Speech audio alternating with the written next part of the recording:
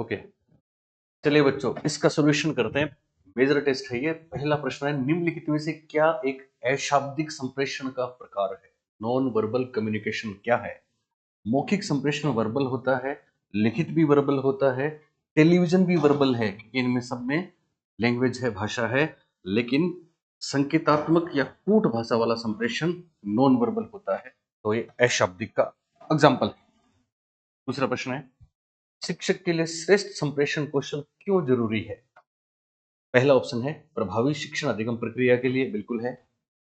दूसरा ऑप्शन है अभिभावकों से अच्छे संबंध स्थापित करने के लिए। अभिभावकों को हम पीटीएम में बच्चों के प्रोग्रेस की जानकारी तो दे सकते हैं, लेकिन हम उनसे बहुत ज्यादा रिलेशनशिप में नहीं जाएंगे। फिर दूसरा नहीं है। तीसरा व्यक्तिगत एवं समूह में शिक्षण के लिए, बिल्कुल है। चौथा स्वयं की संतुष्टि के लिए, तो स्वयं की संतुष्टि हो भी सकती है और बहुत हद तक हम जाएं तो ये एक्सट्रीम हो जाएगी, इसलिए नहीं भी हो सकता। तो देखते हैं, डी नहीं, ए एवं सी राइट आंसर है, पहला ऑप्शन। नेक्स्ट क्वेश्चन, खुद की विचार प्रक्रिया पर सजगता तथा समझ है। अंतरा समझ, बात तो ठीक है। इंट्रा अंडरस्टैंडिंग, स्व संज्ञान, सेल्फ कॉग्निशन, मेटा कॉग्निशन, स्व अंडरस्टैंडिंग, मतलब सेल्फ अंडरस्टैंडिंग। तो बात तो ये सारी ठीक है, पर एक टर्म है फिक्स जो मेटा कॉग्निशन के नाम से मशहूर है। हम इसके साथ जाएंगे, जाएंगे क्या? यही आंसर है। अगला है, सूचना एवं संप्रेषण की दुनिया में सूचना एवं संप्रेषण विज्ञान शब्द का प्रारंभ 1950 में हुआ। कब मानेंगे? 1950। प्राइमर यूके वाली बात से जोड़ेंगे इसको। प्रभावशाली संप्रेषण की क्या आवश्यकता है? प्रभावशाली शिक्षण हेतु, बिल्कुल। विद्यार्थियों द्वारा विषय सामग्री स्पष्ट हो सके, बिल्कुल। एक दूसरे को समझ सके, बिल्कुल। उपरोक्त सभी राइट आंसर। नेक्स्ट, विद्यार्थियों में संप्रेषण का क्या अभिप्राय है? उन्हें कार्य करने हेतु कहना, विचारों का आदान प्रदान, उन्हें निर्देश देना, उन्हें अपने विचारों से सूचित करना। तो देखो बच्चों, लॉजिकली परीक्षा में प्रश्न करना हमारे साथ रह के। देखो, उन्हें कार्य करते करने हेतु कहना एक तरफा यातायात है, वन साइडेड है। अपने विचारों से सूचित कर देंगे, ये भी वन साइडेड है। उनको निर्देश देंगे देंगे ये भी वन साइडेड है। लेकिन विचारों का आदान प्रदान तो टू वे ट्रैफिक है, इसलिए दूसरा आंसर होगा। नेक्स्ट, श्रेष्ठ संप्रेषण के सिद्धांत हैं। सूचनाओं की स्पष्टता, क्लैरिटी, सूचनाओं का प्रसारण, एक्सपेंशन, पर्याप्त सूचनाएं, तो सभी हो जाएगा।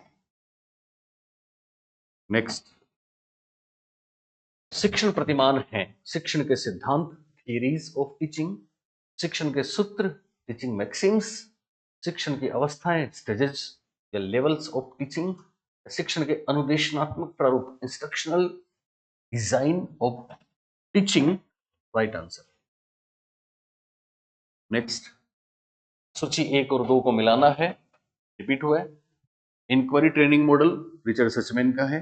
जीव विज्ञान आता तो फिर जोसेफ जे सकवाब होते। आगमनात्मक चिंतन प्रतिमान इंडक्टिव हिल्डा ताबा का है। संप्रत्य संप्राप्ति कॉन्सेप्ट अटेनमेंट ब्रूनर साहब का है।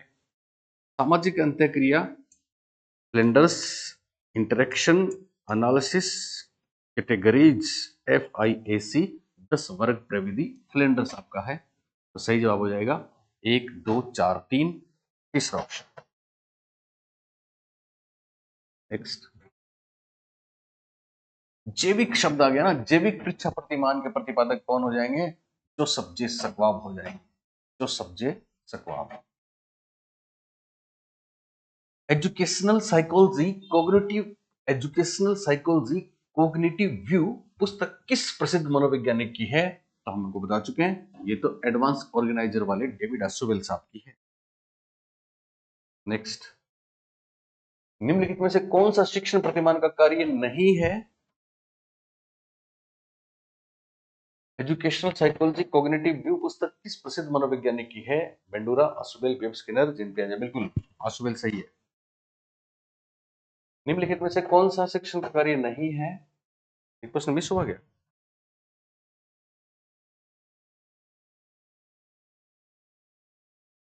नहीं, ये नहीं हुआ, ये भी नहीं हुआ।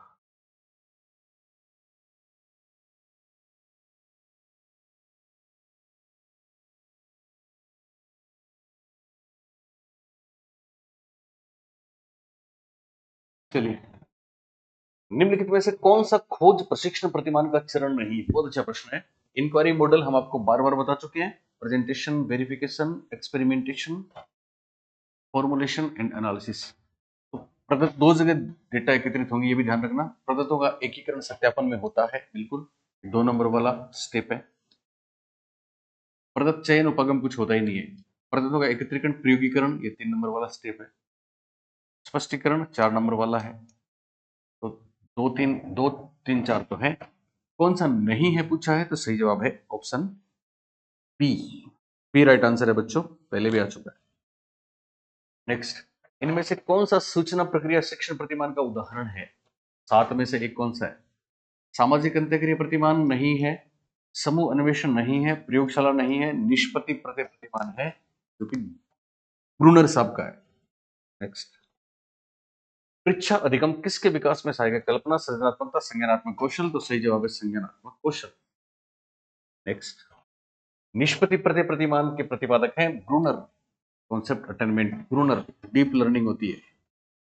इनमें से कौन से शिक्षण प्रतिमान का केंद्र बिंदु तथ्यों एवं संप्रत्यों का अवबोध करना है, समझना है? हम सब जानते हैं, अग्रिम संठक आशुबेल साहब। नेक्स्ट, इनमें से कौन सा शिक्षण प्रतिमान का आधारभूत अवयव नहीं है? उद्देश्य है, संरचना है, सामाजिक प्रणाली है, संप्रेषण नहीं है। इसकी जगह सहायक प्रणाली था। निम्नलिखित में से कौन सा सूचना पर कार्रवाई करने से संबंधित प्रतिमान नहीं है? आगमन चिंतन प्रतिमान सूचना प्रक्रमण है, पूछताछ प्रशिक्षण सूचना प्रक्रमण है, संप्रत्य उपलब्धि सूचना प्रक्रमण है, ब्रूनर, सचमैन, हिल्दा ताबा। लेकिन सामाजिक पूछताछ प्रशिक्षण इसमें शामिल नहीं होगा। सोशल इंटरेक्शन फैमिली का एक पार्ट है जो कुक्स व मिसेल्स ने दिया है। शिक्षण प्रतिमान एडवांस ऑर्गेनाइजर के प्रतिपादक कौन है? हर कोई जानता है, डेविड असुबेल है। कौन है? डेविड असुबेल। नेक्स्ट, सचमैन का परीक्षा मॉडल, यस, निम्नलिखित में से कौन सा है? निगमनात्मक है कि आगमनात्मक है कि दोनों? तो बच्चे याद रखना, सचमैन आए तो फिर हम करेंगे आगमनात्मक। हिल्दा ताबा भी आगमनात्मक, सचमैन भी आगमनात्मक, ब्रूनर भी आगमनात्मक, लेकिन आशुबेल निगमनात्मक, ये ध्यान रखना है। नेक्स्ट, शिक्षण के आगमन प्रतिमान के प्रवर्तक हैं हिल्दा ताबा, इंडक्टिव मॉडल। नेक्स्ट, निम्न में से देखो, ये नाम आया ना, मैंने आपको बताया था, ब्रूस तथा व्हील, मार्शा व्हील, ब्रूस जोइसी। इनकी बुक बड़ी कमाल की है, मॉडल्स ऑफ टीचिंग। 4 फैमिली बताई है उसमें। पहली बार ये बुक आई थी 1972, बेस्ट सेलिंग। फिर बहुत बार रिवीजन हुआ, एक महत्वपूर्ण रिवीजन हुआ 2003 में, और जाने कितने रिवीजन हो गए। लेटेस्ट रिवीजन है 2018, जोइसी तथा व्हील। नेक्स्ट, इनमें से कौन सा शिक्षण प्रतिमान विषय के अमूर्त संप्रत्ययों, आया ना, बहुत बढ़िया सवाल, अमूर्त संप्रत्यय के अध्यापन के लिए उपयुक्त है? अग्रिम संठक प्रतिमान है साहब, क्योंकि व्याख्यान द्वारा इसे में प्रेजेंट करते हैं। अगला सवाल है, सूचना प्रक्रिया से संबंधित शिक्षण प्रतिमान कौन सा है? सूचना प्रक्रिया यानी वही information processing family of the models. अनिर्देशित प्रतिमान, सामाजिक अन्वेषण प्रतिमान, मौलिक शिक्षण प्रतिमान, ये सृजनात्मकता वाला है। संप्रत्य उपलब्धि प्रतिमान, तो सही जवाब है संप्रत्य उपलब्धि प्रतिमान।